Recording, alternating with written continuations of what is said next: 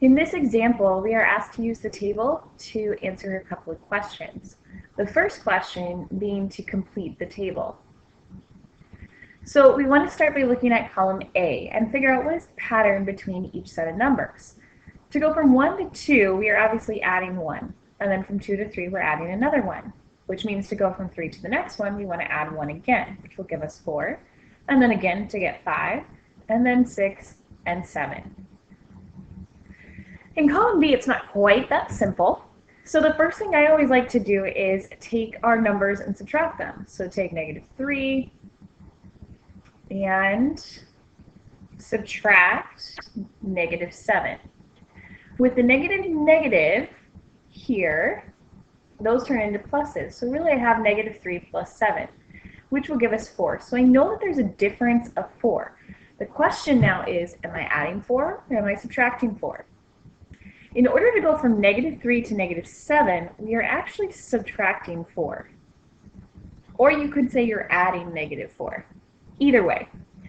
So to go from -3 minus 4, we get -7. Then you do that again, and we get -11, which means we need to do it again to get -15, and then again to get -19, and then again to get -23, and then again to get -27.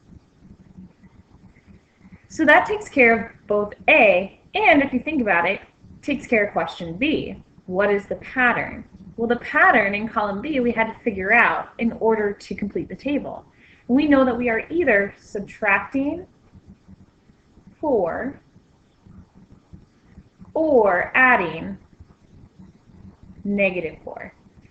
I really like this answer, but this one's okay too. Next are the values for the domain and the range. The domain is your input, and the range is your output. So all we need to do is list our answers from least to greatest in order for our input and then our output. So for the domain, that's simply going to be, oops, sorry, that was a terrible brace. We list in order column A, 1, 2, 3, 4, 5, 6, and 7. And then we have our range. Now remember, this has to be in order from least to greatest. And because these are all negatives, the one that looks the biggest is actually our smallest value. So I want to start with -27 to -23 to -19, -15, -11, -7, and -3.